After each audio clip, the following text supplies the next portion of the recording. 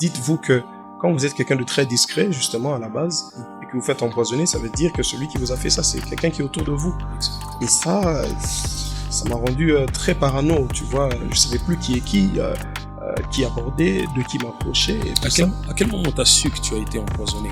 T'as ressenti des sensations? J'ai eu des sensations 2 semaines avant mon concert au Palais du Peuple. Donc, mon concert au Palais du Peuple, c'était le 6 juillet. Et moi, j'ai commencé à ressentir des effets à partir du 26, du 25 par là. Parce que c'était un poison retardé.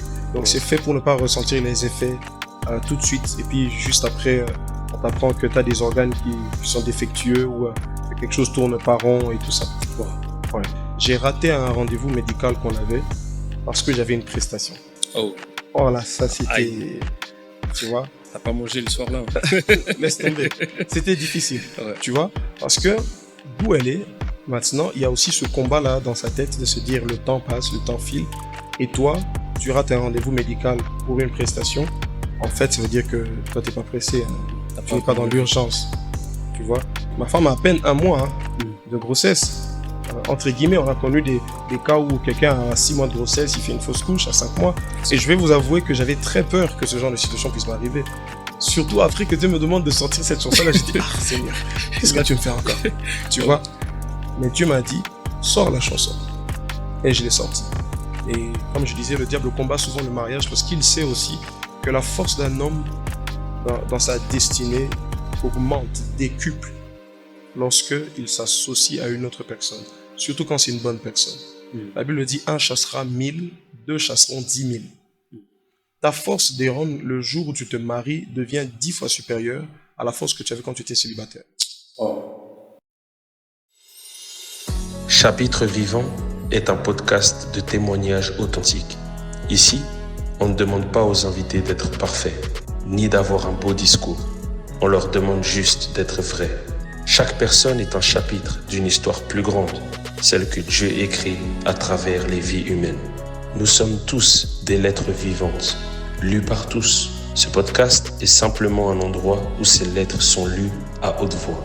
Ici, il n'y a pas de masque, pas de langage religieux forcé, pas de format rigide, juste une personne, une histoire et du surnaturel à travers Dieu. Bonjour à tous et bienvenue dans Chapitre Vivant.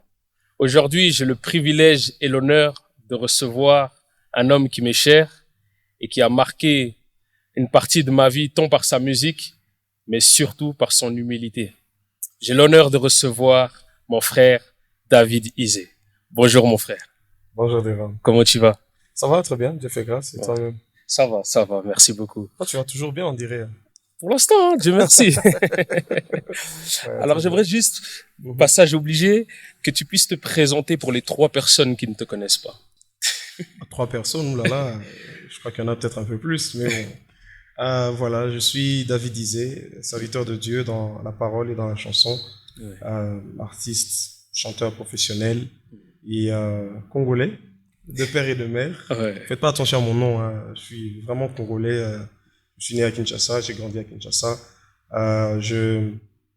J'ai reçu le Seigneur en 2008, le 15 août 2008 plus exactement. Et depuis, je fais mon bonhomme de chemin dans le ministère. Et voilà, je crois que c'est toujours difficile de se présenter, mais au fur et à mesure, on va découvrir. En tout cas, merci, ça fait vraiment plaisir de te voir, de ta venue en Suisse, on est vraiment bénis. C'est la 2e fois, hein, c'est ça? La 3e. 3e? Seulement. Seulement? Alors, il y en aura encore plein d'autres. Oui, mais on va modérer un peu. On va modérer. À chaque fois, quand je vois le paysage, ça me fait le même effet, tu vois. Ça change un peu le décor. Oui, beaucoup. Très montagneux ici. Beaucoup, j'aime beaucoup la nature, cette cohabitation entre la nature et la ville, l'architecture moderne et tout ça, c'est très beau. On aime bien. Magnifique. Et marié aussi? Oui, très marié. Depuis combien de temps? 5 ans. Ah, toutes mes félicitations. 5 ans de mariage. Waouh. Et comment as-tu rencontré ton épouse? Moi, je l'ai rencontrée dans le monde professionnel. À l'époque, j'étais encore dans le séculier. Faut savoir que moi, j'ai travaillé pendant plusieurs années dans les télécoms, ainsi de suite, les banques et tout ça.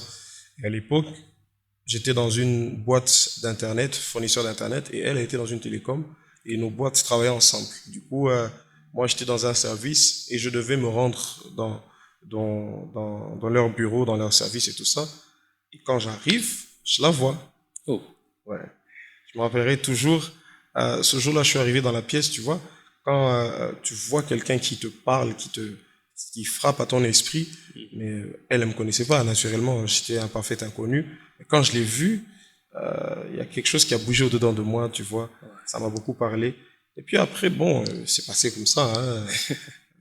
C'est 3 ans ou 4 ans après, presque, qu'on s'est retrouvés, qu'on a vraiment repris contact. Oh. Parce que tout ce temps, on parlait aléatoirement, tu vois, Facebook un peu et tout ça.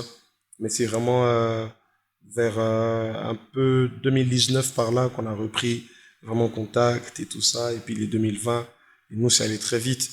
Moi, j'ai toujours cru que peut-être que j'allais, comme je suis pasteur d'appel, je suis chantre, je suis tout ça, que j'allais certainement rencontrer ma femme peut-être à l'église ou en sortant d'une montagne ou quelque chose comme ça, tu vois. Ouais. Mais j'ai rencontré ma femme dans un milieu qui n'avait vraiment rien à voir avec mes ambitions et tout ça. Et quand je l'ai rencontrée, comme j'ai dit quelques années après, quand on a commencé à se fréquenter, j'ai vraiment senti que voilà, c'était la personne pour moi. Et j'ai pas tardé. Oh. Ouais, moi, j'ai vraiment fait ça vite. On s'est mis en couple en 2020. En mars 2021, on a commencé le processus, on s'est fiancés et puis quelques mois après, on s'est mariés. Wow. Ouais, moi, je suis allé très vite. Ah ouais. Très vite. Parce que je crois que bon, quand la conviction est là, quand vous êtes en face de la bonne personne, pas besoin de traîner. Parce que je pense que c'est une erreur qu'on commence à beaucoup commettre, de croire que voilà, il faut forcément, je dis pas que c'est obligé, mais qu'il faut forcément prendre du temps pour découvrir. Parce que des fois, le temps que vous prenez n'est pas suffisant. Des fois, il faut juste de la conviction, une direction qui est claire. Vous êtes persuadé que c'est la bonne personne. Moi, j'étais persuadé, que ce soit spirituellement, que ce soit émotionnellement, j'avais le feeling. Et même, j'ai fait quelque chose d'assez bizarre. Je sais que beaucoup de gens vont me regarder un peu Raconte seulement. d'un mauvais œil. En fait, ce qui s'est passé, moi, j'ai pris une feuille, Okay. et j'ai pris un stylo et j'ai tracé. J'ai mis pour, j'ai mis contre. Okay. J'ai commencé à regarder, j'ai dit, ok, si aujourd'hui je dois me mettre en couple avec elle et je dois me marier avec elle, quels sont les pour? J'ai commencé à cocher les pour, j'écrivais les pour, quels sont les contre? J'ai écrit les contre. Et puis à un moment, je dis, bon, tel contre, c'est vrai que c'est quand même beaucoup, mais tel pour, ça peut balancer. Ah, mais telle chose, ouais, on peut quand même le contourner, ah, tel, et puis voilà. Donc c'est parti comme ça. Une fois que j'étais convaincu que c'était la bonne personne, le reste s'est fait très vite, tu vois. Oui. Et ça m'a réussi, voilà quoi. Ah, en tout cas, félicitations. Merci. Alors, beaucoup de gens te connaissent comme David, le chanteur. Mais nous, aujourd'hui, on va rentrer un peu dans l'intimité de David. On va rentrer dans David l'homme. Pour revenir un peu avec la période entre toi et ton épouse, à qui je salue au passage, comment tu as fait pour aller autant vite? Je veux dire, c'est vrai quand tu dis que quand tu sais, il n'y a pas de temps à perdre, mais 1 an. C'est assez rapide. Quelle était vraiment ta conviction de dire que je ne vais pas me tromper? Dire que je ne vais pas me tromper, ça c'est très risqué. Écoute, ne pas se tromper, c'est pas vraiment la question. Mais être sûr qu'on s'engage dans la bonne direction, je pense que c'est déjà ça. Yes. Parce que en réalité, qu'est-ce que ça veut dire ne pas se tromper? Parce qu'on ne sait pas de quoi est fait le lendemain. Tu vois? Exactement. Il y a des personnes qui étaient faites pour être ensemble, mais par un concours de circonstances, elles se sont séparées. Donc des fois, le problème, c'est pas forcément d'être sûr de commettre une erreur ou pas, mais comme j'ai dit, c'est vraiment la conviction. Moi, une des choses qui a vraiment créé le déclic au-dedans de moi, c'était que c'était la première fois que, premièrement, je rencontrais quelqu'un qui ne s'intéressait pas à moi pour ma personnalité. Il faut savoir que, je vais avouer un peu, que, tu vois, nous, les hommes de Dieu, tout ça, on aime bien faire valoir un peu nos atouts, entre guillemets, spirituels. Tu vois ce que je veux dire? On aime bien jouer ce jeu-là où, voilà, quand tu te présentes à quelqu'un, tu présentes un peu ce côté-là un peu spécial que tu as. Du coup, je me rappellerai toujours, une fois, on parlait comme ça, et parce que j'ai aussi un don prophétique, Et j'ai commencé à voir certaines choses, donc je lui faisais part. Je lui dis voilà, je vois ça. Mais elle piclait. Ouais, je disais des choses qui étaient exactes, mais elle disait ok. Elle parlait comme ça, elle écrit juste ok. Ah d'accord. Ok, merci. Sans plus. Sans plus. Tu vois, moi je m'attendais à ce qu'elle fasse qu'elle ait des réactions du genre oh waouh, ah mais t'as vu juste, ah oui c'est vraiment ça. Rien du tout. Ça t'a pas mis en doute à un moment? Bah si, un tout petit peu. Mais après j'ai dit bon peut-être c'est le genre de personne qui est pas très réactif et tout ça. J'ai dit ok c'est pas grave. Mais quelques temps après, elle est revenue vers moi et m'a dit tu te rappelles tel jour tu prophétisais, tu disais ça. Ouais. Bah, en fait c'était vrai, mais je voulais pas juste te donner l'impression que je m'intéressais à ça. Ouais. Tu vois. Et ça m'a touché. C'était la première fois que je sens en face d'une personne qui ne s'intéressait pas à la personnalité de David Isé, mais à la personne de David Isé. Ouais. Faut savoir que j'ai aussi traversé un certain nombre d'épreuves dans ma vie qui m'ont mis dans certains paramètres qui, à un moment donné, m'ont fait douter de moi-même. Tu vois, j'ai à plusieurs reprises essayé d'arrêter de continuer à servir Dieu dans la musique, à faire de la musique ou toute autre chose qui a trait à ça. Et c'est vraiment ma femme qui est venue avec ce discours, le bon discours, pour me dire David, tu ne sais peut-être pas ou tu te rends peut-être pas compte à quel point, mais tu as quelque chose de spécial qu'il n'y a pas autour de toi. Elle était vraiment l'une des premières personnes, si pas l'une des seules personnes en cette saison-là, à pouvoir me dire tu as quelque chose de différent. Tu vois, ce mot-là, différent, ça suffisait amplement pour me dire si elle arrive à me voir comme moi je ne me vois pas, ça veut dire qu'elle peut m'aider à arriver aussi loin qu'il le faudrait par rapport à ma destinée, tu vois. Parce que le problème de plusieurs personnes, c'est qu'ils se mettent en couple avec des gens qui n'ont aucune vision d'eux. La personne, moi en tout cas, ce que je pense, c'est vrai qu'il n'y a jamais eu un livre réellement dans la Bible où tu peux lire ça, ainsi de suite. Mais vraiment, la personne qui va marcher avec toi le plus longtemps possible, c'est quelqu'un qui sait te voir comme d'autres ne savent pas te voir. Beaucoup de gens savent apprécier ce que nous leur montrons, mais il y a toujours une personne, la personne de votre destinée, la personne de votre vie, elle saura toujours vous voir sous une facette que peu de personnes peuvent voir. Tu vois, elle sait lire en vous ce que peu de personnes peuvent lire. Exact. Deuxième des choses, la personne de votre destinée, elle sait vous aider à engager les pas qu'il faut par rapport à ce que vous devez devenir. Tu vois ce que je veux dire? Il est très difficile aujourd'hui de rencontrer des gens qui sont prêts à faire le pas avec nous, même lorsque nous-mêmes, nous ne savons pas où nous allons. Et il y aura toujours une personne comme ça qui viendra et qui va te dire « Je sens que tu dois insister dans telle direction. » Et tu vois, tu insistes dans cette direction-là et puis ça marche. Tu vois? Et moi, quand j'ai rencontré ma femme, c'était vraiment cette personne-là jusqu'à aujourd'hui qui sait te dire « David, je sens que si tu insistes dans telle direction, ça va le faire. » Même quand tout le monde me dira le contraire, elle sera la seule à me dire « Si tu insistes sur cette direction, ça va le faire. » La personne de ta destinée, elle saura t'aider à engager les pas qu'il faut par rapport à ta vie. Et pour finir aussi, la personne de ta destinée, à un moment donné, tu vas voir que tu auras le sentiment que vous avez un avenir ensemble. Tu vois? Je sais que quand on parle de relations amoureuses et tout ça, on voit souvent le présent. Tu vois, le feeling qui est là, dans le présent. La sensation du moment. La sensation du moment, le petit resto, le petit quelque chose, le petit ceci. Une fois, elle et moi, on a fait un petit test. C'est vrai que quand vous êtes amoureux, il y a des trucs très bidons qu'on peut faire. Je me rappelle une fois, vous faites un appel vidéo comme ça. Et puis, tu as sommeil? Oui, j'ai sommeil. Ok, dormons. Vous dormez en plein appel vidéo. Ça, c'est vraiment le niveau le plus basique, 0,1 niveau. Quand tu vois, ça vient de se rencontrer. Tu vois. Mais en fait, on a fait quelque chose, elle et moi. Peut-être même quand elle suivra la vidéo, elle va se rappeler. On s'est dit, parce que j'ai lu une biographie d'un homme de Dieu qui avait fait signer un papier à sa prétendante à l'époque. Il lui disait, si un jour je devenais handicapé, ou on m'amputait un membre du corps, ou je devenais aveugle ou quoi que ce soit, est-ce que tu resterais encore avec moi? Il lui a fait signer un papier. Je sais que ça, c'est quand même too much. Je parle du bishop David Oyedepo. Il a fait signer un papier à Maman Faith à l'époque quand ils se sont rencontrés, pour lui dire, quoi qu'il arrive, il faut que tu restes avec moi. Est-ce que tu es prête à rester avec moi? Mais je lui ai dit, on a quand même discuté, on s'est regardé dans ce sens-là pour se dire, si aujourd'hui, j'ai pas tout ce que tu apprécies de moi, est-ce que tu vas quand même rester? Wow.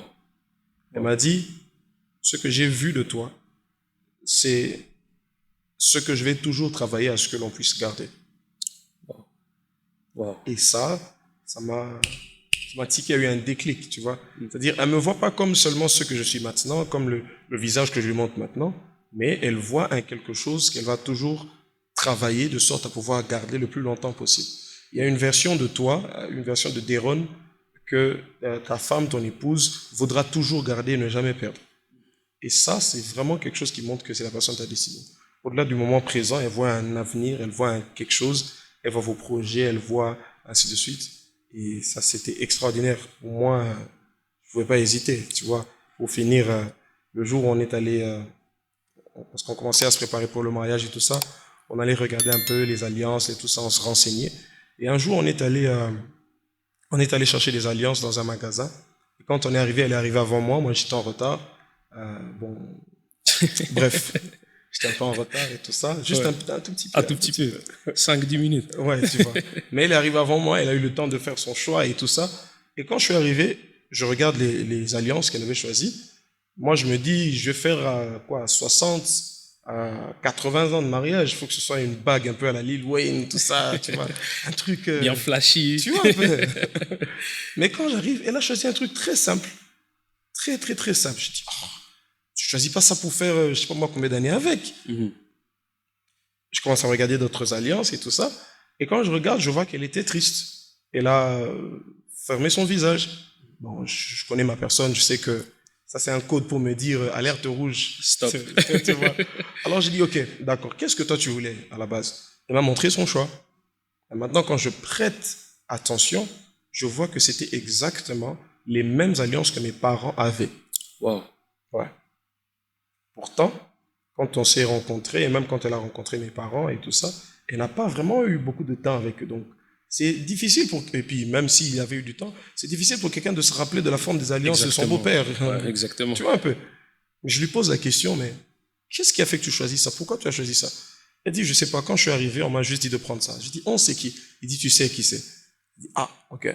Et la dame en face qui vendait, elle a dit, papa, si tu n'épouses pas cette dame, t'es un sorcier.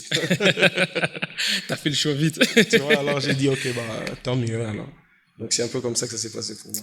Magnifique, magnifique.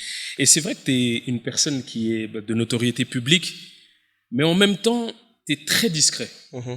Aujourd'hui, on va essayer un peu de creuser dans ta vie.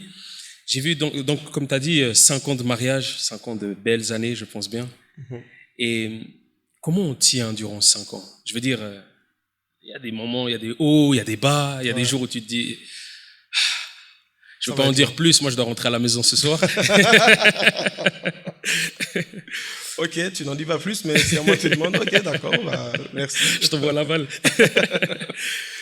Écoute, le mariage, c'est pas un film, hein, c'est pas un documentaire. Donc à un moment donné, on commence à se regarder, on commence à se dire, qu'est-ce qu'on fait là, tu vois.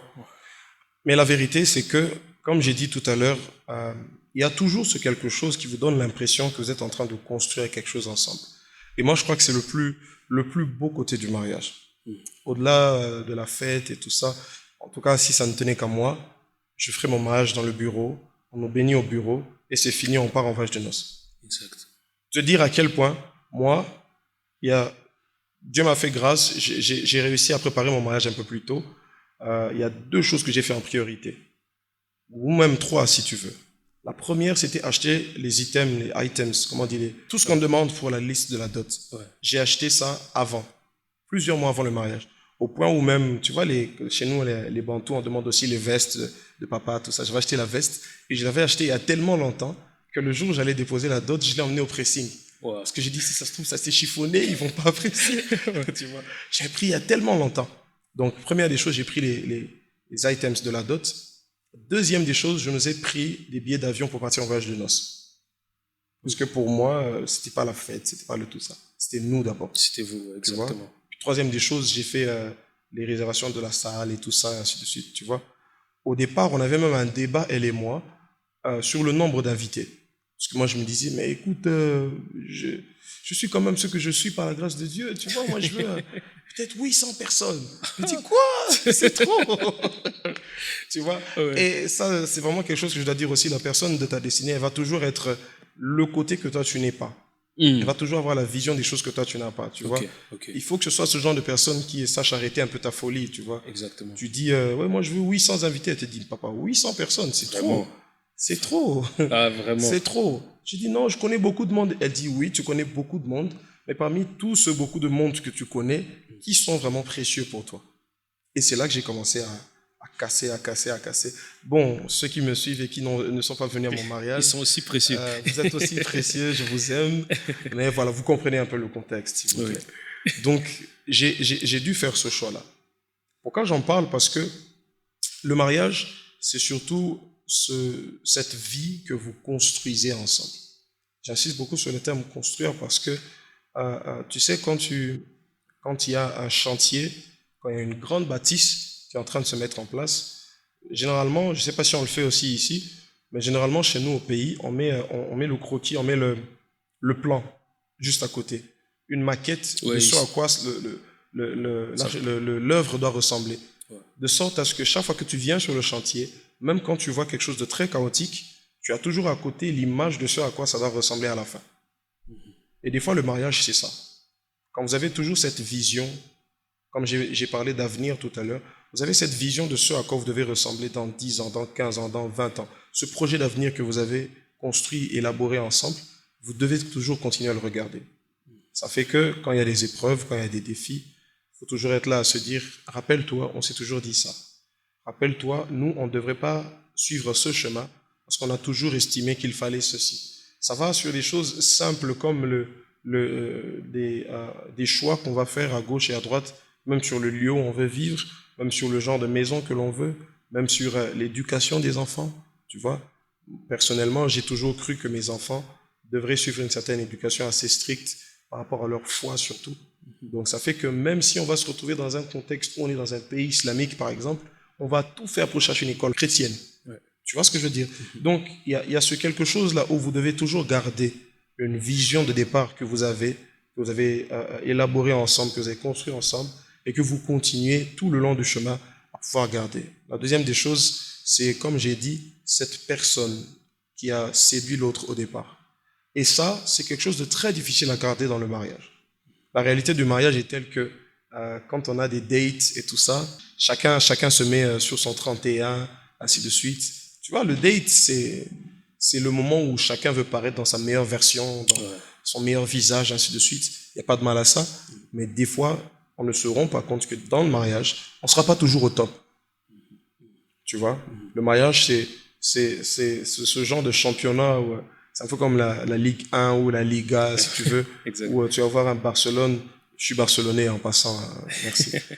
Tu verras un Barcelone qui va taper 5-0 au Real Madrid, jusqu'à Barça. Un 5-0 au Real Madrid.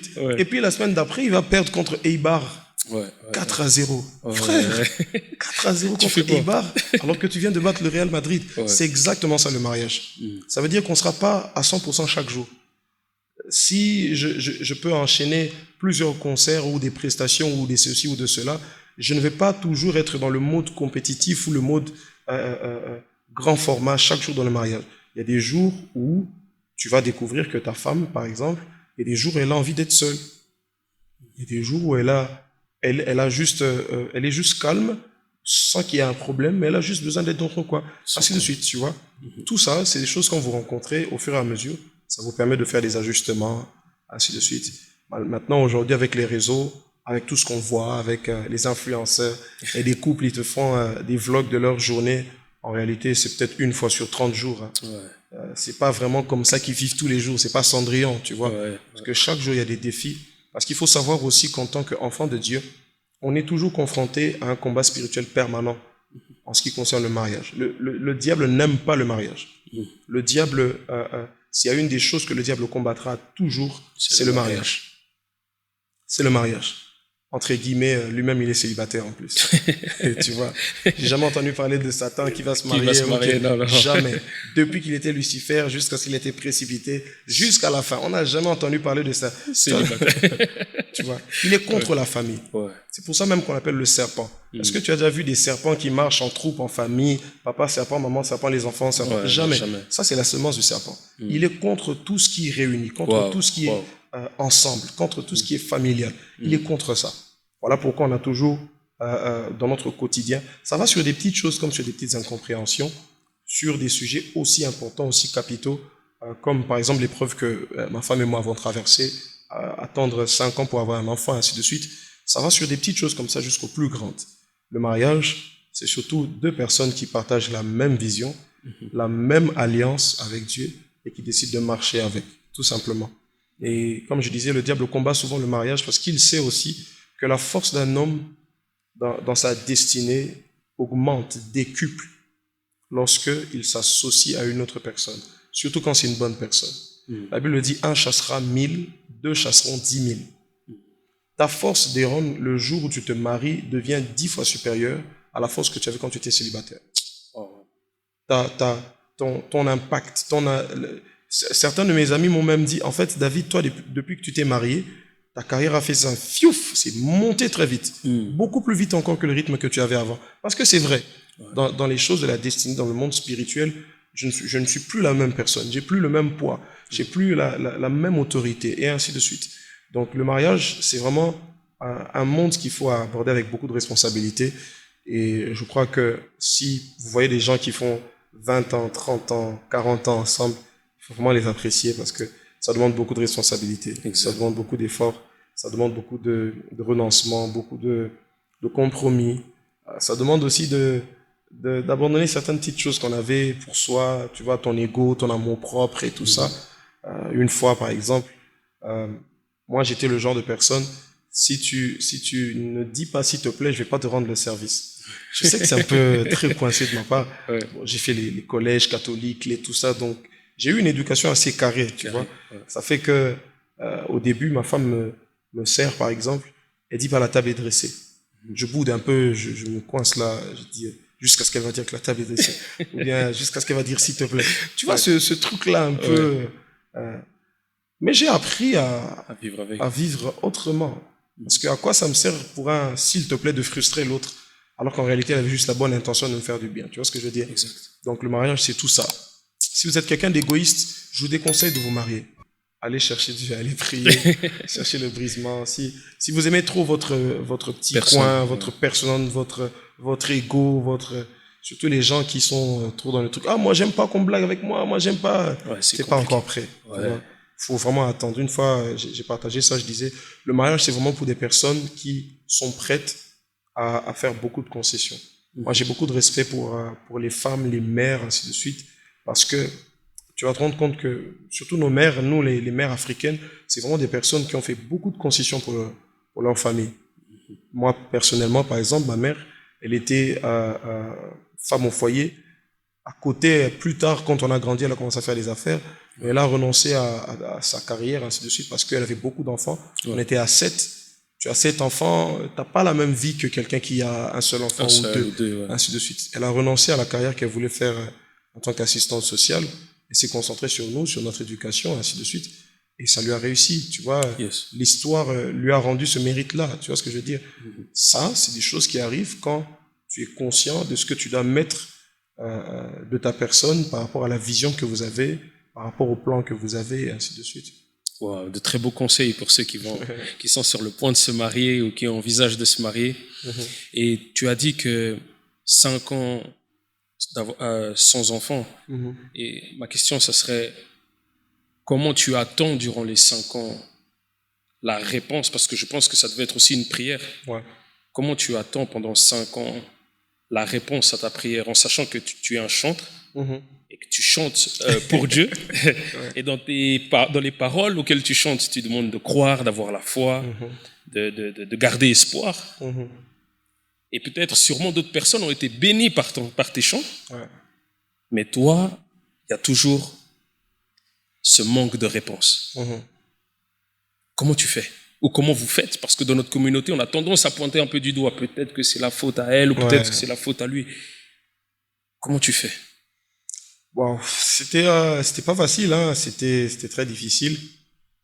Il faut dire que Je vais peut-être commencer par là. Chaque couple a son histoire. Ça, c'est ce que j'ai fini par retenir. Il y a de ces personnes qui vont passer par certaines épreuves, pas forcément parce qu'elles le méritent, pas forcément parce que il y a un sorcier quelque part, il y a quelqu'un, il y a ceci. C'est juste parce que Dieu, dans sa souveraineté, il veut que vous puissiez passer par là. Des fois, c'est difficile à comprendre sur le moment. Quand ça arrive, j'ai fini par comprendre une chose. On dit souvent, nous sommes des épîtres vivants, nous sommes des lettres écrites par Dieu. L'apôtre Paul le disait. Il dit, nous sommes des épîtres vivants, une lettre que Dieu écrit lui-même, ainsi de suite. C'est vrai que nous sommes des lettres, mais est-ce que nous choisissons les histoires que Dieu veut raconter? Waouh. Exactement. On ne choisit pas l'histoire que Dieu veut raconter au travers de notre vie. S'il fallait choisir, on va tous vouloir être soit le Cendrillon, soit... Il n'y a pas de personnage Disney pour les hommes. Disney. C'est curieux, hein. Maintenant que j'y pense. Bref, soit on choisirait d'être la Belle au bois dormant, soit Cendrillon, soit tout ce que tu veux. On veut toujours être quelque chose de beau. Si on nous laisse le choix de décider, tu vois. Mais on ne choisit pas toujours. Avec Dieu, on ne choisit pas toujours l'histoire qu'on veut raconter. Du coup, certaines épreuves, quand elles arrivent, elles nous désarment. Elles vous mettent dans une position où vous commencez à douter de vous-même. Tu vois. Moi, je suis arrivé à une position où, et je pense que c'est important de le comprendre, les épreuves que Dieu nous présente, les épreuves auxquelles Dieu nous soumet, nous aident à devenir de meilleures personnes. Moi, j'ai fini par le comprendre comme ça. Nous aident à aussi révéler certaines mauvaises facettes de nous-mêmes. Tu vois, elles nous aident à révéler certaines situations de nous-mêmes qui étaient cachées, qu'on n'avait pas encore découvertes. Regarde Acte 28, par exemple. Lorsqu'il y a une histoire au sujet de Paul, ils sont arrivés sur une île, je pense sur l'île de Malte. Ils sont arrivés sur l'île et ils étaient en train de faire un petit feu. Et tout ça, il a pris des broussailles pour mettre dans le feu et tout ça pour que ça s'allume.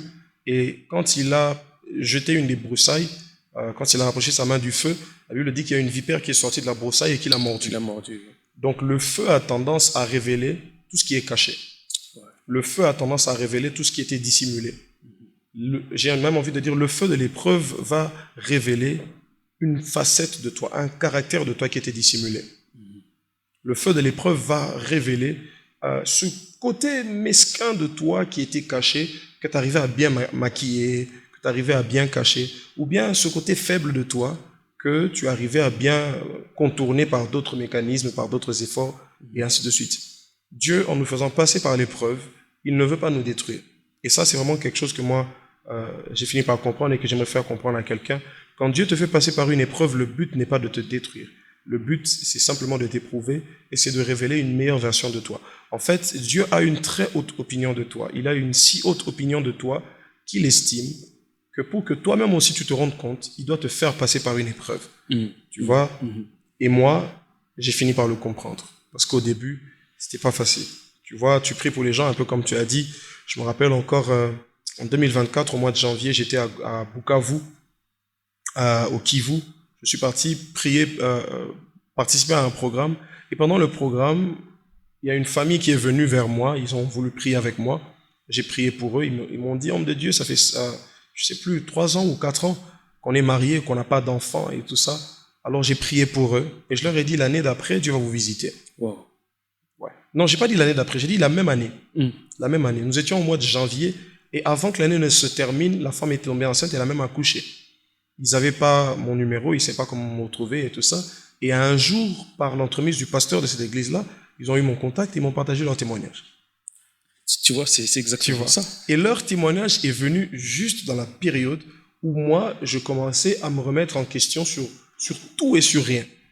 Je me dis, mais c'est pas normal. Est-ce qu'il y a quelque chose que j'ai pas bien fait? Est-ce que, qu'est-ce que j'ai fait? Qu'est-ce qui se passe? Je prie pour les autres. Ça marche, mais pour moi-même, ça marche pas. C'est quoi le problème? Qu'est-ce que j'ai fait? J'ai fait quelque chose à Dieu. Il me reproche de quelque chose. Et tu vois, à partir de ce moment-là, j'ai commencé aussi à développer un petit quelque chose de malsain. J'ai commencé à faire un peu le pharisien, si tu vois ce que je veux dire. C'est-à-dire, je commençais même, quand je me lamente devant Dieu, j'ai dit, tu vois, même telle personne, Regarde, il fait telle chose de mal, mais il a un enfant. Mais moi, j'ai pas fait tout ce qu'il a fait. Tu vois un peu, comme j'ai dit, le feu de l'épreuve va vous révéler peut-être un mauvais côté en vous que vous ignorez, qui n'était pas encore exprimé, peut-être parce que le moment n'était pas encore venu, mais qui aurait peut-être pu vous faire beaucoup de mal demain après. Et Dieu vous fait passer par une épreuve, je commence à me dire, je commence à regarder. Après un moment, je m'arrête, je dis, non David, là tu juges, c'est pas bien. Tu juges, David, c'est pas bien. Sois patient, fais confiance à Dieu. Ah, je m'arrête, je dis, Seigneur, pardonne-moi, c'est allé trop loin. Ok, je passe. Et puis un autre jour, je commence à entendre des voix. Moi, j'ai vécu ça, j'ai vraiment vécu cette oppression-là à un moment de mon attente. J'entendais des voix qui commençaient à me dire, bah ouais, pour les autres, ça marche, mais pour toi-même, ça marche pas. T'es sûr que t'es vraiment appelé par Dieu? Je commençais à entendre ça. Je dois avoir entendu cette voix-là au moins 3 ou 4 fois comme ça. Et ça me mettait dans le doute. Maintenant, dans le même temps, tu as aussi ta femme qui vit la chose, mais peut-être elle le vit encore plus difficilement que toi. Parce que, il y a la contrainte du temps. Les femmes n'ont pas le même calendrier que nous, tu vois. Deuxièmement, il y a la contrainte de la famille. La pression familiale s'exerce très souvent plus durement sur la femme que sur l'homme quand vous attendez des enfants, vous n'en avez pas. Tu vois, il est arrivé une fois même, j'en parle parce qu'aujourd'hui c'est pour nous un témoignage, mais très souvent ma femme n'a jamais vraiment aimé qu'on parle de cette histoire. On est allé en famille, en ce moment-là, elle et moi, on se faisait suivre par un médecin et tout ça, on prenait des médicaments et ainsi de suite. Bon, moi j'avais pas beaucoup d'effets secondaires, et elle, l'un des effets secondaires qu'elle avait, c'est qu'elle prenait du poids. Okay. Alors une fois on va dans une fête en famille, et quand on va en famille, il y a un des oncles qui voit, une des tantes, pardon, qui voit. Elle dit, ah, c'est ce que je pense. Ah, enfin. Oh. Pourtant, c'était pas le cas. C'est juste un effet secondaire des produits qu'elle prenait. Ça l'a brisé. Ça l'a brisé. Maintenant, quand tu rentres à la maison, tu dois trouver le bon mot pour essayer de... pour l'encourager. Ouais. Et ça, c'était difficile. Parce que même moi, j'étais dans une phase où j'avais beaucoup de mal. Maintenant, trouver les mots pour toi-même et aussi trouver les mots pour ton partenaire, ça rendait la chose beaucoup plus difficile. Mais avec le temps, avec l'aide du Seigneur, j'ai fini par comprendre aussi que dans notre relation avec Dieu, Dieu se soucie de 2 choses. Dieu se soucie de notre âme et Dieu se soucie de la communication que nous avons avec lui. Tu vois, même quand Adam est tombé, la Bible dit que Dieu est venu dans le jardin et il a posé la question, Adam, où es-tu? Dieu savait ce qui s'était passé. Mais ce qu'il voulait, c'est que Adam n'aille pas loin, que Adam ne brise pas la communication. Parce que Adam avait une routine avec Dieu. Il se retrouvait chaque jour au même endroit pour parler, pour communier. Et quand Adam est tombé, la première des choses qui préoccupe Dieu, ce n'était pas de dire tout ce que Adam avait fait. C'était d'abord de dire où est-ce que tu es. Des fois, au milieu de l'épreuve, au milieu des tempêtes, ce que Dieu veut préserver plus que tout, c'est notre communication avec lui. Il sait ce par quoi tu passes, mais il a quand même besoin que tu le lui dises, que tu parles, que tu communiques. Parce que j'ai l'impression que nous, les chrétiens d'aujourd'hui, on parle mieux avec Dieu quand des fois on a des problèmes. Exactement. Tu vois, quand tout va bien, tu te poses pas trop de questions. Seigneur, merci pour la journée. Oh. Amen. Amen. Tu vois.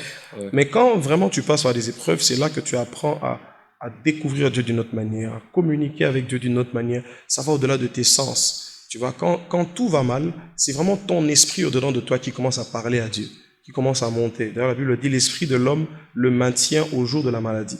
C'est ton esprit au-dedans de toi qui commence à communiquer, qui prend le devant. Et tu deviens encore plus spirituel, encore plus mature. Tu découvres une autre manière encore de communiquer avec Dieu. Tu grandis. Et ça, c'est vraiment quelque chose que j'ai remarqué. J'ai remarqué que ma femme, par exemple, le don qu'elle avait, parce qu'elle a un don prophétique, elle aussi, le don prophétique qu'elle avait s'amplifiait davantage. Dans cette période-là. Dans cette période-là. Elle avait pris un réflexe, que je bénis vraiment le Seigneur pour le réflexe qu'elle avait eu. Elle a reçu dans son cœur de commencer à beaucoup prier pour les autres. Elle le faisait déjà, mais elle l'a fait encore plus du temps de cette épreuve-là. Et plus elle priait pour les autres, plus cette grâce-là se développait, elle se développait. Et moi, j'étais content, je disais, ouais, prophétise. Tu vois, ça s'est développé. Une fois même, je pense que c'était Alléluia Challenge. Beaucoup de gens connaissent d'ailleurs ça. Alléluia Challenge de 2025, je pense. 2024. La plupart des sujets de prière qu'elle avait mentionnés pour Alléluia Challenge, c'était soit pour ses amis, soit pour ses frères, soit pour ses... ainsi de suite. Et quand on arrive à Alléluia Challenge 2025, février, je pense, elle était contente parce qu'il y avait plusieurs sujets qu'elle avait donnés qui avaient été exaucés. Et donc, rebelote, elle a repris encore. Pendant le temps de l'attente, elle a découvert une autre manière de communiquer avec Dieu, de parler avec Dieu, de canaliser toute cette douleur, cette peine, et de le transformer en sujet de prière. Je crois que c'est quelque chose que Dieu regarde beaucoup, notre communication avec lui. Et ça nous a beaucoup aidés. Mais aussi, j'aimerais revenir à ce que tu as dit, parce que certes, c'est Dieu qui écrit notre histoire, mais quand tu attends, après 5 ans, l'impression, je n'ai pas dit que c'est ça, mais l'impression que tu peux avoir, c'est que Dieu m'a oublié dans ce livre. Ou quel est le message? Après 5 ans, je te répète. Le personnage principal souffre un peu trop. Il souffre un peu trop, là. Intervient. Comment tu cries encore à lui? Et en gardant, peut-être, on est des êtres humains, je ne pense pas que peut-être le niveau de foi est toujours le même par certains moments. Mais tu fais comment? Parce qu'il y a sûrement peut-être des gens qui nous regardent et qui peut-être qui attendent aussi. Cette attente, elle est longue parfois. Est-ce que on reçoit aussi parce que des fois on reçoit aussi des messages que bien tu auras un enfant, et des fois même ça t'énerve de recevoir des messages comme ça, je pense. Mais tellement. Tu sais, Deron, au milieu de tout ça, il y a une chose qui devient embêtante. C'est qu'on te parle d'avenir. Tu vois, quelqu'un qui souffre aujourd'hui, tu lui dis Dieu dit que bientôt tu vas devenir ceci. Moi, j'ai pas besoin. Moi, j'ai besoin d'un maintenant, aujourd'hui là, que les choses changent. Tu vois. Des fois même, ça commençait à énerver ma femme quand je venais lui dire telle personne a rêvé qu'on a eu un garçon, telle personne a rêvé qu'on a eu une fille, telle personne. Je la voyais dire ah d'accord, ah d'accord, ah d'accord. Ma femme quand elle dit ah d'accord, ça veut dire tu vois un peu. J'ai remarqué que ça commençait à la déranger. Alors, je priais simplement. On priait. On commençait à éviter certains sujets qui touchaient. Tu vois, il faut être réaliste. C'est pas un manque de foi, des fois. C'est juste un côté réaliste qu'il faut avoir. Il faut éviter de mentionner certains sujets. Il faut éviter de parler de certaines choses. Il faut beaucoup plus se concentrer sur X ou Y choses plutôt que d'autres, et ainsi de suite. Tu vois, une fois, par exemple, et ça, pendant très longtemps, je m'en suis voulu, quand j'ai analysé la situation, j'ai raté un rendez-vous médical qu'on avait parce que j'avais une prestation. Oh là, ça c'était... Tu vois? T'as pas mangé le soir là? Laisse tomber. C'était difficile. Tu vois? Parce que d'où elle est, maintenant, il y a aussi ce combat-là dans sa tête de se dire le temps passe, le temps file, et toi, tu rates un rendez-vous médical pour une prestation. En fait, ça veut dire que toi, t'es pas pressé. Tu n'es pas dans l'urgence. Tu vois? Mais vraiment, parvenir à bien communiquer entre partenaires, entre vous deux, ça vous aide à vous maintenir dans la foi. Tu vois, parvenir à vraiment vous communiquer, à vraiment parler, à vraiment se comprendre. Communiquer peut devenir très difficile quand on est dans un temps d'épreuve en tant que couple. Tu vois, ma femme sait que je suis appelé. Elle sait aussi que de mon côté, je veux cet enfant. Je veux porter dans mes bras cet enfant.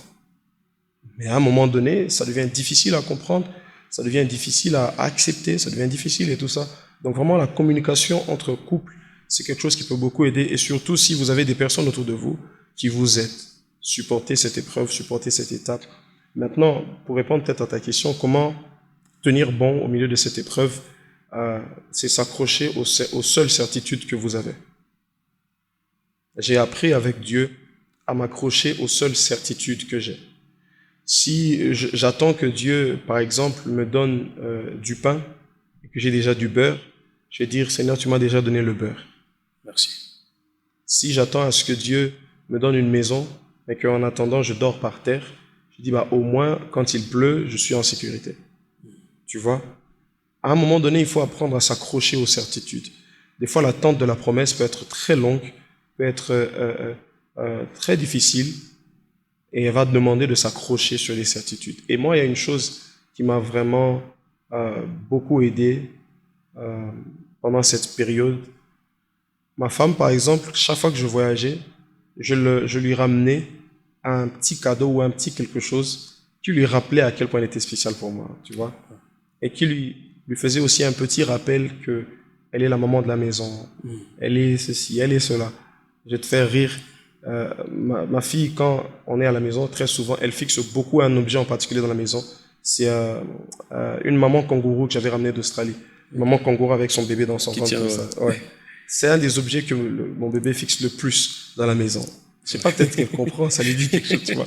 J'ai ramené ça parce que chaque fois je devais ramener des trucs comme ça qui lui rappelaient. Pour moi, l'amour que je lui portais, c'était une certitude. Alors il fallait que je le lui montre. Okay. Tu vois, il fallait que je lui montre. Et un jour, elle a fait quelque chose qui a vraiment stimulé ma foi. Rappelle-toi, je t'ai dit que quand on s'est rencontrés, on était très vite décis, on était très vite certains de la direction qu'on devait prendre. Et une des choses qu'on a fait à l'époque, c'était qu'on s'est dit, on va déjà prier pour nos enfants et on va les consacrer à Dieu. On n'était pas encore mariés. On n'était même pas encore fiancés, dis-toi. De foi. Ouais. Mais on s'est dit, ok, on va commencer à nommer nos enfants. Allez, est-ce qu'on peut prendre tel prénom? Non, tel prénom, ça fait trop vieux. Non, tel... Et on a commencé à imaginer, et à côté de chaque prénom, on disait, elle va s'appeler comme telle parce qu'elle va être ceci, cela. Elle va être ceci, cela. Le prénom de ma fille signifie l'Éternel est Dieu. Magnifique. Et on disait à l'époque que elle va être le genre de personne qui va démontrer au monde que Dieu est réellement Dieu, que Dieu est véritable, que Dieu existe, ainsi de suite. Ouais. Bah, quand tu vois quelqu'un qui a aussi attendant, tu te dis que Dieu est Dieu. Exactement. Et à l'époque, on n'était même pas encore mariés. Hein.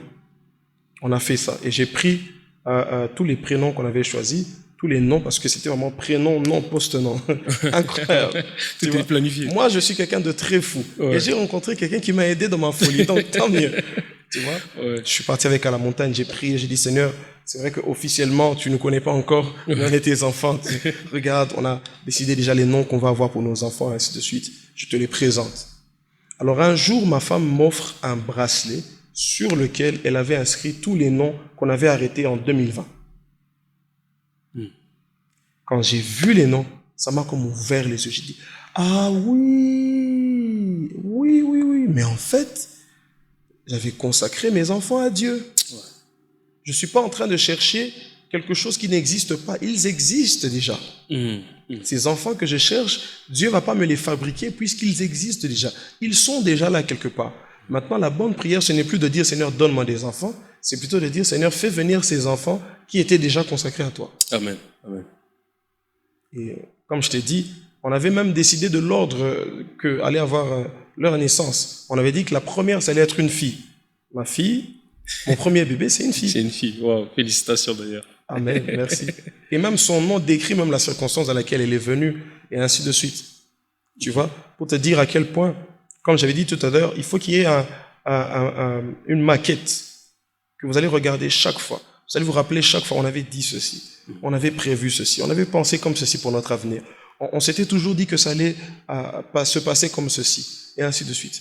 Ça, c'est quelque chose qui vous aide à tenir. Vous restez sur des certitudes. Je n'avais pas encore d'enfant, mais je savais et j'étais certain que Dieu avait déjà agréé le fait que je lui avais consacré mes enfants. Dieu l'avait déjà agréé. Et le fait que ma femme puisse m'offrir ce bracelet-là, ça a comme réactivé ma foi à un autre niveau et j'ai continué d'y croire. Et quelques semaines ont suivi, elle m'annoncera qu'elle était tombée enceinte. Tout de suite, j'ai fait le rapprochement avec toutes les étapes par lesquelles on était passé. J'ai dit, Dieu fait rien pour rien. Tu vois? Des fois, il y a des réflexes comme ça que vous allez avoir, même avant que la situation n'arrive. Je t'ai dit, on n'était même pas encore fiancés, même pas encore mariés, mais on avait déjà posé un acte d'une telle signification. Et cet acte-là nous a rattrapés des années après. Des fois, pour résister, tenir bon dans notre foi, il faut garder les certitudes. Tu n'as peut-être pas ce que tu attends de Dieu, tu n'as peut-être pas ce que tu cherches de Dieu, mais qu'est-ce que tu as déjà? C'est la certitude que tu as déjà qui se présente. Qu'est-ce que tu as aujourd'hui, maintenant, que tu peux présenter? Tu vois? Je ne suis peut-être pas le grand homme de Dieu que tout le monde cherche, mais j'ai déjà ce petit quelque chose qui fait que quand j'exhorte, les gens sont touchés. Ça me suffit. Tu vois, des fois, les gens, quand ils se regardent trop en fonction de demain, ils se mettent la pression en fonction de comment ils doivent devenir. Mais aujourd'hui, tu es déjà quelque chose. Tu as déjà quelque chose pour toi. Et ça, c'est vraiment ce qui nous a beaucoup aidé. On est resté sur nos certitudes. On a dit, voilà, on a une alliance avec Dieu. Dieu nous connaît. Il sait ce qui est bien pour nous. Et au fur et à mesure qu'on avançait, on se rendait compte. Nous-mêmes, on a commencé à s'exhorter. Une des façons aussi de garder les certitudes, c'est transformer les situations négatives en situation positive. tu vois, recontextualiser un peu les choses. On voyait que, ah tiens, mais en fait, tu sais, si on avait eu des enfants en telle année, mais tu sais qu'il y a telle circonstance, on n'aurait pas pu l'affronter. Hein. Ah ouais, c'est vrai. Ah mais tu sais, en fait, si telle année, quand tu as eu telle chose, ben non, en fait, tu vois un peu, on a commencé à regarder les choses de cette manière-là, et ça nous a mis un peu la paix à se dire, bon, on va attendre encore un peu, on va attendre encore un peu, et jusqu'à ce que, voilà, les choses ont commencé à s'ouvrir. Magnifique, magnifique. Et franchement, c'est incroyable, hein, les actes que vous avez posés avant la concrétisation de certaines choses. Et un autre acte que tu as posé, la musique Ngolo. Chronologiquement, ça devrait sortir après la naissance de ta fille, au vu des paroles que tu dis dedans. Ouais, c'est vrai. Ah, mais ok, je suis en face d'un fan, d'accord. Oui. Après, quand vous écoutez Ngolo, effectivement, la chronologie de Ngolo, c'est un peu comme l'histoire de quelqu'un qui raconte quelque chose qui s'est passé dans le passé, n'est-ce pas? Il dit, c'est-à-dire je pleurais, mais aujourd'hui je ne pleure pas. J'avais l'impression que Dieu tardait, pourtant il ne m'a jamais supprimé de la liste de ses bontés, ainsi de suite.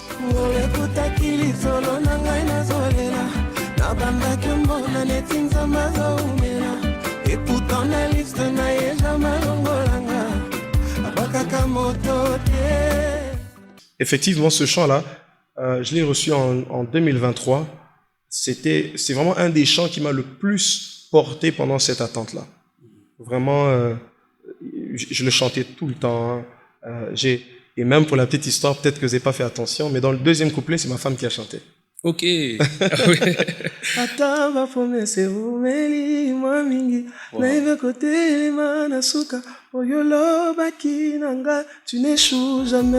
ma femme qui a chanté.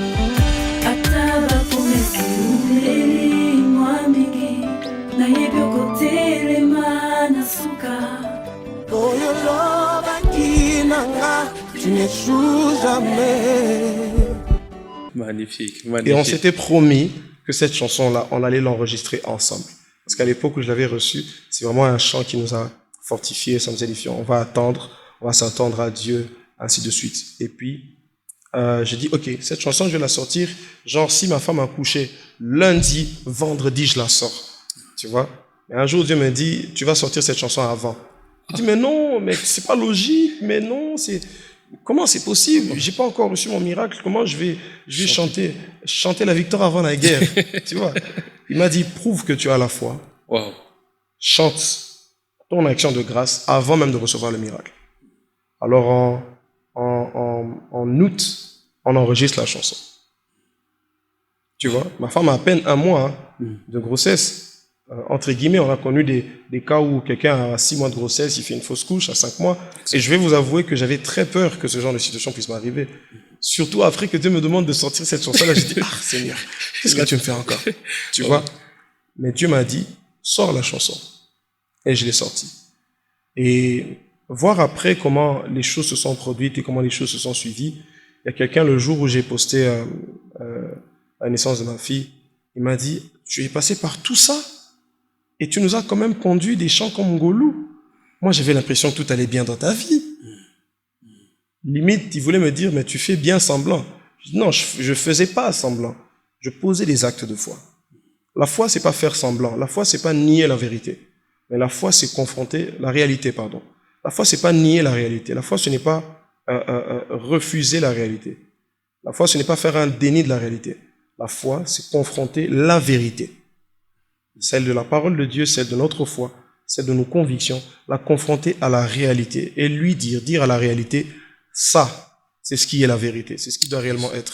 Yes. La foi, c'est regarder le chantier et dire, ça, c'est la maquette. À la fin de la journée, c'est à ça que les choses vont ressembler. La réalité, elle peut ressembler à un chantier qui est chaotique, qui est bizarre, ça a l'air de rien, ça ressemble à rien, mais à quelque chose. Tu vois, quand je parlais de certitude, par exemple, on va continuer de dire, on a une alliance avec Dieu, on a une histoire avec Dieu. Peu importe ce qu'on vit aujourd'hui, on est persuadé qu'on va voir le bout du tunnel et ce sera un témoignage. Il y a quelqu'un qui m'a dit, on ne pouvait pas imaginer que tu passais par tout ça, pourtant tu enchaînes les concerts, les chansons, les lives, les ceci, les cela, parce que voilà, c'est tout ça, le chemin de la foi, c'est tout ça l'épreuve de la foi. Et on bénit Dieu, on bénit Dieu. C'est une belle histoire. Très belle, très belle. J'ai tendance à dire les plus belles histoires s'écrivent à l'encre des larmes, de la sueur et du sang. Et donc, Dieu a décidé d'écrire cette histoire de cette manière. Elle a édifié beaucoup de monde, elle a édifié beaucoup de gens, et on est très contents. Magnifique. Et au jour d'aujourd'hui, lorsqu'une personne vient vers toi, peut-être avec les mêmes inquiétudes auxquelles vous avez pu traverser ou le même bout de chemin auquel vous avez pu traverser, comment tu conseilles cette personne? Est-ce que tu la conseilles de la même façon dont, lorsque tu traversais ces moments-là, ou ces attentes-là, enfin, ce moment-là t'a fait apprendre à conseiller d'une autre manière? Il faut dire que j'ai beaucoup évolué dans ma manière de voir les choses de Dieu, avec un peu plus de patience. Il y a une chose qui s'est passée, c'est que je suis allé prester à Philadelphie une fois, parce que je suis de Maison de Miséricorde, une extension de Philadelphie. Et donc, je suis allé à la maison mère pour prester pour un programme avant que je fasse mon concert au Palais du Peuple. Et ça, c'était quelques semaines après que j'apprenne que j'étais empoisonné. Donc, imagine-toi, tu as des situations avec... parce que 2025, ceux qui me connaissent, ils m'ont entendu dire, moi, 2025, plus jamais dans ma vie, c'est fini. Cette année, c'était une année très difficile parce que tu es confronté à plusieurs situations. J'ai vécu des trahisons, j'ai vécu des échecs, j'ai vécu des coups bas. Et même mon empoisonnement, c'était très difficile parce que dites-vous que quand vous êtes quelqu'un de très discret, justement, à la base, et que vous faites empoisonner, ça veut dire que celui qui vous a fait ça, c'est quelqu'un qui est autour de vous. Exactement. Et ça m'a rendu très parano, tu vois. Je savais plus qui est qui aborder, de qui m'approcher. À quel moment tu as su que tu as été empoisonné? Tu as ressenti des sensations? J'ai eu des sensations 2 semaines avant mon concert au Palais du Peuple. Donc, mon concert au Palais du Peuple, c'était le 6 juillet. Et moi, j'ai commencé à ressentir des effets à partir du 26, le 25 par là. Parce que c'était un poison retardé. Donc, c'est fait pour ne pas ressentir les effets tout de suite. Et puis, juste après, on t'apprend que tu as des organes qui sont défectueux ou que quelque chose tourne pas rond et tout ça. Wow. Ouais. Quand tu découvres ça, ce jour-là, je suis parti prester à Philadelphie. Et à la fin du culte, le pasteur Ken, il avait prêché ce jour-là, il parlait de comment, quand le cœur est affecté, il peut pousser, il peut vous rendre très lourd, même par rapport à votre marche avec Dieu, votre vie avec Dieu. Moi, ce jour-là, j'avais le cœur très lourd. Je suis parti voir le pasteur à la fin du culte. J'avais jamais fait ça. En dehors de mon pasteur, le pasteur Trésor, j'ai vraiment fait du mieux que je pouvais pour éviter de parler à beaucoup trop de monde. Celui qui connaît, il connaît. Celui qui prie pour moi, il prie pour moi, tant mieux. Mais j'ai vraiment évité parce que, tu vois, avec tout ce que je traversais, ça devenait difficile pour moi de faire confiance. Ouais. Donc j'ai intériorisé beaucoup de peine, beaucoup de chagrin, et ainsi de suite. Maintenant, ce jour-là, après que le pasteur prêche, il y a quelque chose qui monte dans mon cœur pour parler au pasteur. Je parle au pasteur, et dès que je commence à parler, je commence à pleurer. J'ai pleuré. Et à la fin, je lui ai dit, Dieu peut pas me faire ça. Dieu peut pas me faire ça. Il m'a dit, prends courage. David, tu es un appelé. Quand tu es un appelé, c'est pas toujours évident, pas toujours facile. Tu vas pas toujours être en mesure de savoir qu'est-ce qu'il faut faire ou par quoi tu dois passer. Et prends-le sur toi et fais confiance à Dieu. Tu vois, des fois on se rend pas compte, mais des petites phrases, des petits encouragements, ça compte beaucoup. Ça nous aide beaucoup. Et j'ai vraiment appris à me contenter de ce petit quelque chose, de cette petite lueur d'espoir, ce petit indice, ainsi de suite que Dieu te donne, ça te fortifie et tu continues la marche. Et donc, voir toutes ces personnes qui s'identifient à nous, qui croient en nous, tu sais, des fois, juste parce que quelqu'un me dit, frère David, tu es vraiment une bénédiction pour moi, je prie que Dieu t'accorde le désir de ton cœur. Juste voir quelqu'un écrire ça, ça te fortifie. Tu vois, ça te fait du bien. Je profiterai même pour dire, vraiment, je lance un appel à toute notre communauté francophone, africaine, et même bien au-delà. Les réseaux, ça sert pas que à tirer sur les gens. Les réseaux, ça peut détruire la vie d'une personne, tout comme ça peut le relever, ça peut le restaurer. Si vous avez l'occasion de dire du bien à quelqu'un sur les réseaux, faites-le. Il ne faudrait pas toujours se servir des réseaux pour descendre les gens, pour dire du mal. Il y a beaucoup de gens comme ça qui vous ont fait des messages, qui nous ont fortifiés et tout ça. Et ça nous a beaucoup aidé. Exact. Tu vois. Et donc, voilà, c'est comme ça que moi, j'ai vécu toute cette situation avec ma femme. Et on a eu la grâce d'avoir autour de nous des membres de famille qui nous aidaient. Comme j'ai dit, je suis pas quelqu'un qui parle beaucoup, qui extériorise beaucoup son ressenti. Mais toutes les fois que c'était nécessaire, j'ai pu compter sur certaines personnes, nos parents, nos frères, nos proches, ainsi de suite. Des gens qui prient pour toi, des fois sans te dire. Des fois, ils prient pour toi, mais il est gêné. Il a envie de te poser la question. C'est bon, ça a marché ou pas? Bon, ok, d'accord, on attend encore. Tu vois un peu? Des gens comme ça qui vous ont porté, qui vous ont encouragé. Il y en a toujours, il y en aura toujours. Et on ne peut que bénir Dieu pour toutes ces personnes-là. Amen, amen. Et on est dans le chapitre vivant. Si tu devrais donner un nom, enfin un titre, pardon, au chapitre auquel tu as traversé dans ce livre qui continue d'être écrit, ce serait quoi? Tu me demandes beaucoup, hein. Ouais. Je t'ai dit, ici on creuse. Ouais.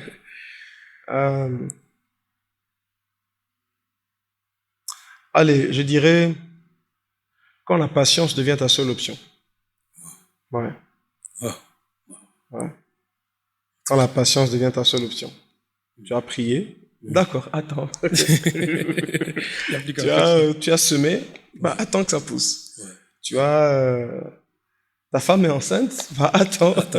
Et je dois avouer que c'était très long d'attendre que ma femme puisse accoucher. Ouais.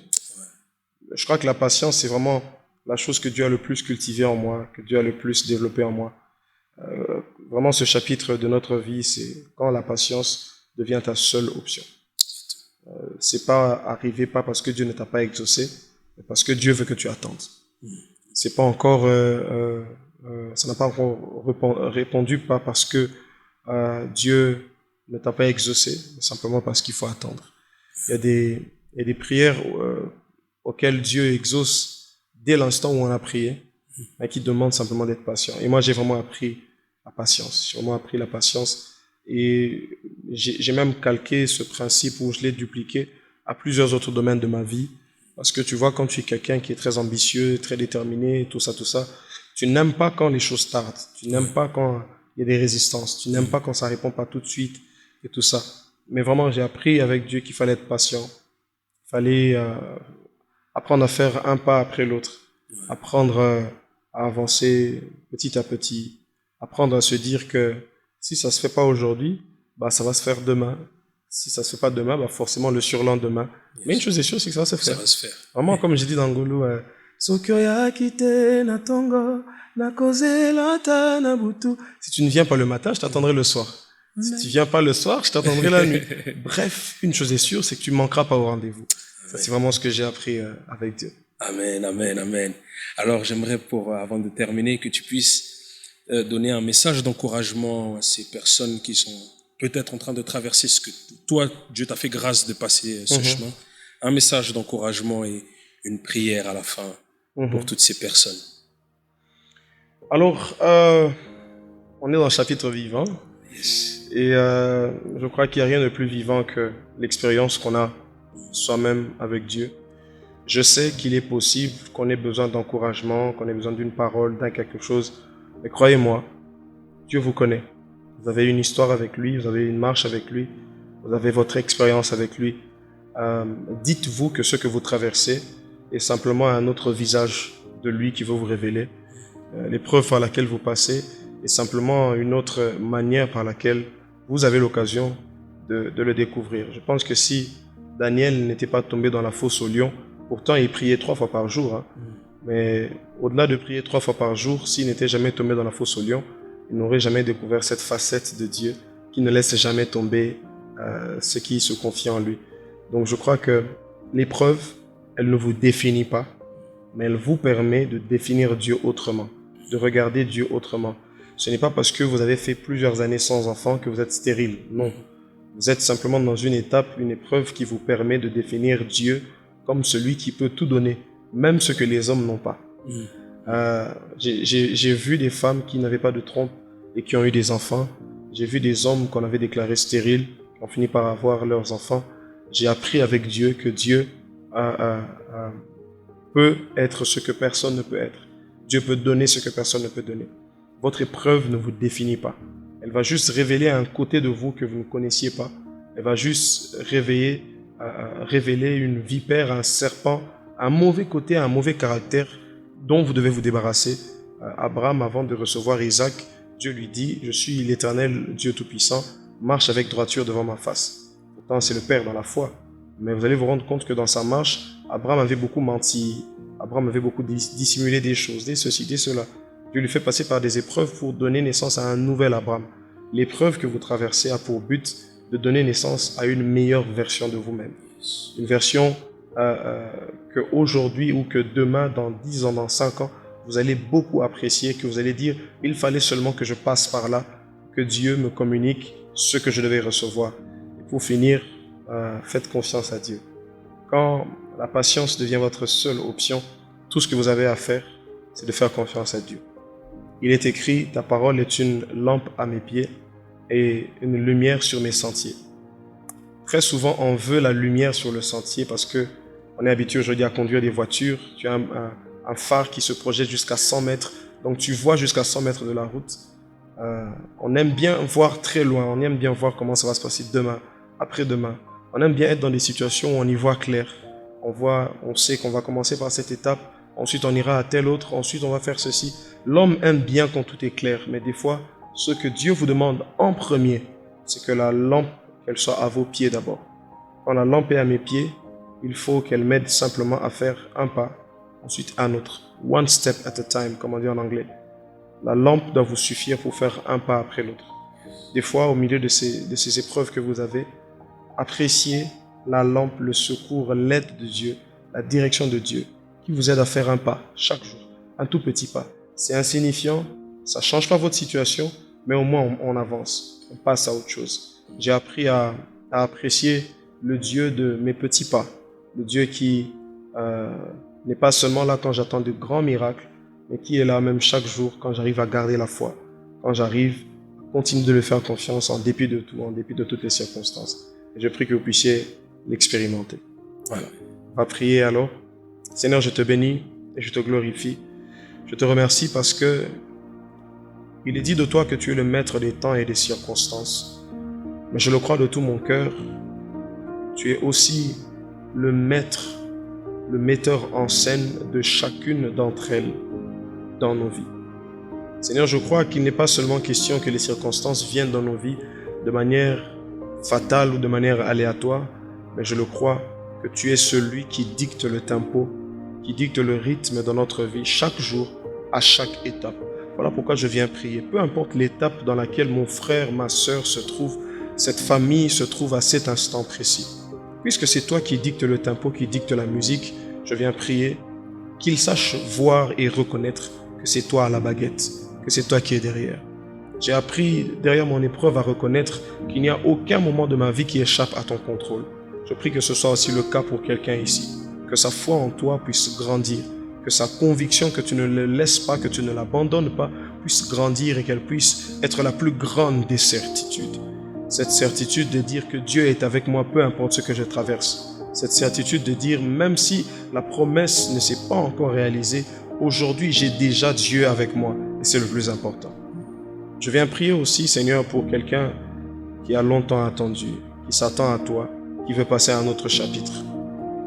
Aide-le à apprendre ce qu'il doit apprendre, à recevoir ce qu'il doit recevoir, et avant de passer à autre chose, à faire preuve de ces fruits qui montrent qu'il a réellement réussi cette étape dans laquelle tu le veux. Tu m'as toujours appris qu'on ne passe pas de classe parce que c'est la fin de l'année, mais on passe de classe parce qu'on a appris la leçon. Aide quelqu'un ici au travers de cette épreuve à comprendre la leçon qu'il devait apprendre avant de passer à autre chose.